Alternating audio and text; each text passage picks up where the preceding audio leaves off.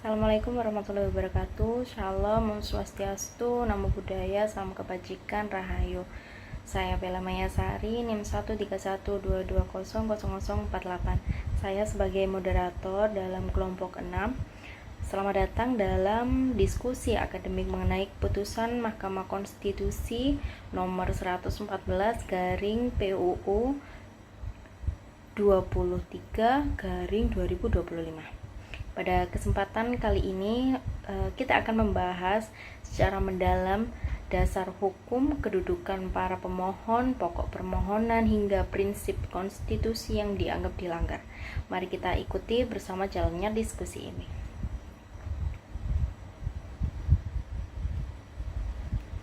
Pertama, kita akan mendengarkan pemaparan dari teman saya, Jessica, yang akan menjelaskan dasar hukum serta kedudukan Mahkamah Konstitusi dalam sistem ketatanegaraan Indonesia.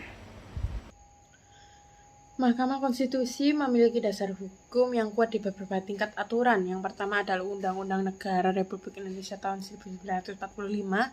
Inilah dasar hukum tertinggi Mahkamah Konstitusi, terutama pasal 24 ayat 2 menyatakan bahwa kekuasaan kehakiman dilakukan oleh Mahkamah Agung dan Mahkamah Konstitusi. Dan yang kedua adalah pasal 24C mengatur kewenangan Mahkamah Konstitusi, sifat putusannya, syarat hakim dan konstitusi, serta kewajiban Mahkamah Konstitusi untuk memutus pendapat DPR terkait dengan dugaan pelanggaran oleh Presiden atau Wakil Presiden. Dan yang ketiga adalah TAP MPR sebelum amandemen. TAP MPR nomor 3 garing MPR garing 2000 tahun 2000 tentang sumber hukum dan tata urutan peraturan perundang-undangan menempatkan Undang-Undang Dasar 1945 sebagai hukum tertinggi, sehingga pembentukan Mahkamah Konstitusi merujuk langsung pada Undang-Undang Dasar 1945 pasca amandemen. Dan yang selanjutnya Undang-Undang tentang Mahkamah Konstitusi adalah Undang-Undang nomor 24 tahun 2003 tentang Mahkamah Konstitusi diubah dengan Undang-Undang nomor 8 tahun 2011 dan terbaru disempurnakan melalui Undang-Undang nomor 7 tahun 2020. Undang-undang ini mengatur tugas dan kewenangan Mahkamah Konstitusi, hakim Mahkamah Konstitusi, dan masa jabatan, tata cara beracara di Mahkamah Konstitusi, dan putusan Mahkamah Konstitusi dan sifatnya. Kedudukan Mahkamah Konstitusi adalah yang pertama adalah lembaga tinggi negara. Mahkamah Konstitusi adalah lembaga negara berkependudukan setara dengan DPD, DPR, MPR, Presiden, Mahkamah Agung, dan BPK. Pembentukannya ditentukan langsung oleh Undang-Undang Dasar 1945, sehingga bukan lembaga di bawah Presiden atau Mahkamah Agung. Dan yang kedua adalah bagian dari kekuasaan kehakiman. Menurut Undang-Undang 24 ayat 2 Undang-Undang 1945, Mahkamah Konstitusi berada dalam ranah kekuasaan kehakiman agung, namun keduanya mandiri dengan fungsi yang berbeda. Mahkamah Agung mengadili perkara hukum yang biasa, perdata, pidana, administrasi, dan lain-lain. Dan Mahkamah Konstitusi mengadili sengketa konstitusi, yaitu yang berkaitan dengan Undang-Undang Dasar 1945. Penjaga konstitusi, guardian of the constitution, kedudukannya substantif. Mahkamah Konstitusi menjadikannya pengawal Undang-Undang Dasar. Dan yang selanjutnya kekuasaan yang putusannya final dan mengikat. Jadi putusan Mahkamah Konstitusi itu final, tidak bisa dibanding atau gimana atau dikembalikan, mengikat secara umum. Jadi bahasa lainnya adalah erga omnes. Hal ini bisa menegaskan kedudukan Mahkamah Konstitusi sebagai lembaga yang memutus perkara konstitusi secara definitif dan yang terakhir. Terima kasih. Selanjutnya, teman saya David akan menguraikan mengenai kedudukan hukum atau legal standing dari pemohon 1, yaitu seorang advokat sekaligus mahasiswa dalam perkara ini. Saya akan menjelaskan tentang kedudukan pemohon satu atau legal standing. Bahwa pemohon satu memiliki hak konstitusional sebagaimana dijamin dalam pasal 28D ayat 1 dan ayat 3 Undang-Undang Negara Republik Indonesia tahun 1945 yang berisi setiap orang berhak atas pengakuan, jaminan, perlindungan, dan kepastian hukum yang adil serta perlakuan yang sama di hadapan hukum. Ayat 3, setiap warga negara berhak memperoleh kesepakatan yang sama dalam pemerintahan. Bahwa pemohon satu adalah perorangan warga negara Indonesia yang berprofesi sebagai advokat dan sering melakukan pendampingan terhadap klien baik di pengadilan maupun di luar pengadilan. Kerugian konstitusional yang dialami oleh pemohon satu adalah keberlakuan frasa atau tidak berdasarkan penugasan dari Kapolri dalam penjelasan pasal 28 ayat 3 Undang-Undang Nomor 2 tahun 2002 telah menimbulkan ketidakpastian hukum karena membuka ruang polisi menjabat atau mendapat penugasan di luar kepolisian tanpa melepaskan statusnya sebagai polisi, sehingga penjelasan tersebut tidak sejalan dengan norma pasal 28 ayat 3 Undang-Undang Nomor 2 tahun 2002. Bahwa pemohon satu sebagai penegak hukum memiliki tugas dan tanggung jawab untuk mengawasi penegak hukum lainnya agar tidak melampaui kewenangan yang diberikan undang-undang. Dalam hal ini, untuk dapat melakukan penegakan hukum yang profesional, maka aparat penegak hukum harus tidak terpengaruh oleh kepentingan lain. Namun hal tersebut tidak dapat diwujudkan jika aparat dimaksud terlibat dalam jabatan di luar kepolisian, sehingga akan mengganggu integritas penyidikan dan penuntutan terhadap klien. Berikutnya, kita akan mendengarkan penjelasan dari teman saya Olive mengenai kedudukan hukum pemohon 2, yaitu seorang warga negara pencari kerja serta relevansinya dalam permohonan uji materi ini. Assalamualaikum warahmatullahi wabarakatuh. Perkenalkan, nama saya Holfatun Nasari dengan NIM 13122000044. Pada kesempatan ini saya akan memaparkan kedudukan hukum pemohon 2 dalam perkara nomor 114/23/2025. Salah satu pemohon dalam perkara ini adalah pemohon 2, yaitu Christian Adrianus Sihit SH, berstatus mahasiswa dan merupakan lulusan sarjana ilmu hukum. Pemohon 2 beralamat di Jalan Parnapa, Kecamatan Anan Ganjang, Kabupaten Humbang Hasundutan, Provinsi Sumatera Utara, yang pada saat ini dalam pengajuan permohonan belum memiliki pekerjaan tetap. Pemohon 2 mengalami kerugian konstitusional yang aktual dan spesifik akibat berlakunya frasa atau tidak berdasarkan penugasan dari Kapolri dalam penjelasan pasal 28 ayat 3 Undang-Undang Kepolisian. Frasa tersebut memungkinkan anggota Polri aktif menduduki jabatan sipil tanpa harus mengundurkan diri, hanya dengan dalih penugasan Kapolri. Akibatnya, yang pertama, tertutupnya peluang pemohon 2 untuk kompetisi secara adil dan terbuka dalam pengisian jabatan publik, sehingga ia kehilangan hak konstitusional atas kesempatan yang sama dalam pemerintahan, sebagaimana dijamin dalam pasal 28D ayat 3 Undang-Undang 1945. Yang kedua, terjadinya kerugian nyata atau actual loss berupa hilangnya potensi memperoleh penghasilan jenjang karir serta jaminan publik yang seharusnya dapat diikuti oleh warga sipil.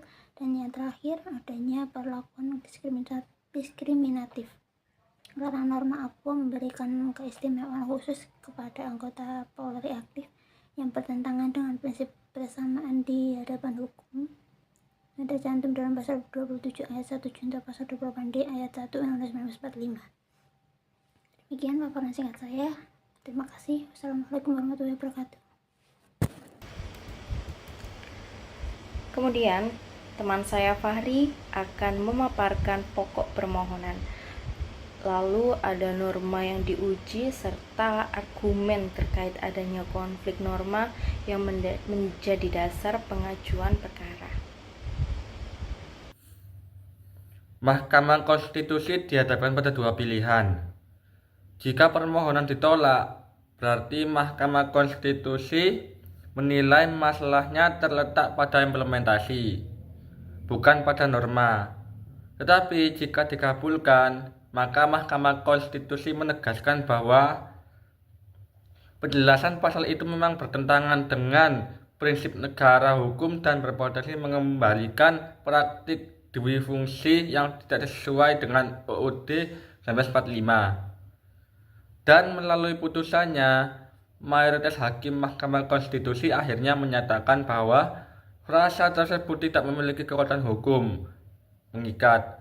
Artinya, anggota Polri aktif tidak lagi dapat menduduki jabatan di luar institusi kepolisian, kecuali mereka mengundurkan diri atau pensiun sesuai dengan norma pokok undang-undangnya.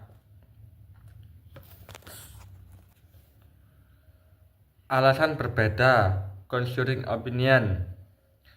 Dalam sistem peradilan konstitusi, conferring berfungsi sebagai bentuk transparansi dan akuntabilitas. Publik bisa melihat bagaimana hakim memahami isu secara berbeda-beda.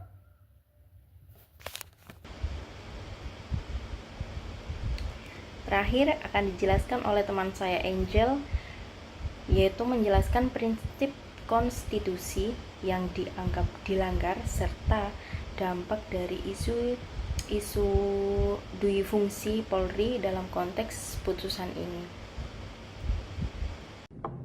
Dalam putusan ini terdapat dua hakim yang menyatakan pendapat berbeda, yaitu Hakim Guntur Hamzah dan Hakim Daniel Yusmik. Berbeda dari putusan mayoritas, keduanya memandang bahwa permohonan para pemohon seharusnya ditolak seluruhnya. Mereka tidak sependapat dengan mayoritas maupun Hakim Arsul sebelumnya. Menurut mereka, persoalan yang diangkat oleh para pemohon bukan disebabkan oleh cacat normatif dalam Undang-Undang Kepolisian, tetapi lebih kepada masalah implementasi. Norma pokok pasal 28 ayat 3 sebenarnya sudah sangat jelas mengatur bahwa anggota Polri harus mengundurkan diri atau pensiun jika ingin menduduki jabatan di luar kepolisian. Dalam kacamata mereka, penjelasan pasal justru memperjelas apa yang dimaksud jabatan di luar kepolisian. Dan bukannya memberikan pengecualian, mereka menolak tegas penafsiran Equatratio yang menyimpulkan bahwa jika berdasarkan penugasan Kapolri, maka boleh menduduki jabatan sipil tanpa mundur. Bagi Guntur dan Daniel, penalaran seperti itu keliru karena tidak sesuai dengan konstruksi sistematik norma. Mereka menilai bahwa fakta di lapangan bahwa banyak anggota Polri aktif menduduki jabatan sipil adalah persoalan pelaksana yang tidak patuh terhadap norma. Itu bukan alasan bagi MK untuk membatalkan norma penjelasan. Dalam pendapat mereka, MK tidak boleh masuk terlalu jauh ke domain pembentuk undang-undang dan harus menjaga sikap judicial restraint bila diperlukan pembatasan lebih lanjut. Hal itu merupakan tugas legislatif. Secara garis besar, posisi dissenting ini adalah norma tidak inkonstitusional, yang salah adalah praktiknya. Perbedaan kedua pendapat ini berakar pada metode interpretasi yang berbeda. Hakim Arsul menggunakan pendekatan purposif, sebuah pendekatan yang memandang tujuan reformasi sebagai landasan utama, sementara Hakim Guntur dan Daniel berpegang pada pendekatan tekstual dan sistematik, yaitu memahami norma dari bunyi pasal dan struktur hukumnya. Selain itu, mereka juga berbeda pandangan tentang sejauh mana MK boleh menilai kualitas teknik legislasi.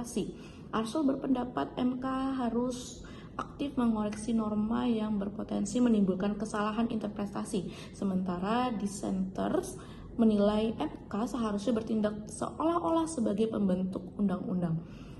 Perbedaan pendapat dalam putusan ini menunjukkan bahwa isu jabatan sipil bagi anggota Polri bukanlah persoalan sederhana. Ia menyentuh aspek reformasi kepolisian, desain konstitusional, kepastian hukum, dan perimbangan kekuasaan antar lembaga negara. Meskipun pendapatan mayoritas yang mengikat keberadaan concurring dan dissenting opinion memberikan gambaran utuh tentang cara para hakim menimbang isu ini. Pada akhirnya, kedua pandangan menegaskan bahwa reformasi Polri dan kejelasan norma tetap menjadi agenda penting, baik melalui putusan pengadilan maupun melalui reformasi legislasi.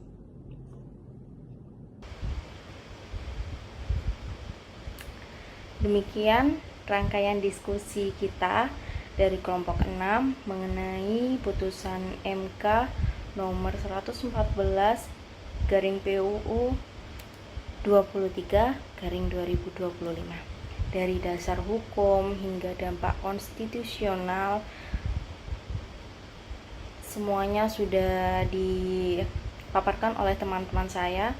Terima kasih kepada Jessica, David, Olive, Fahri, dan Angel atas pemaparan yang sangat komprehensif. Semoga dalam diskusi ini dapat menambah wawasan kita semua tentang hukum konstitusi dan dinamika ketatanegaraan Indonesia.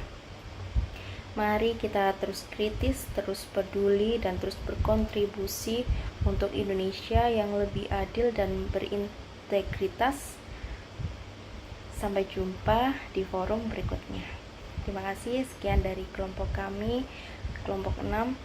Assalamualaikum warahmatullahi wabarakatuh. Shalom, Nam Swastiastu, Nam Budaya, Salam Kebajikan, Rahayu.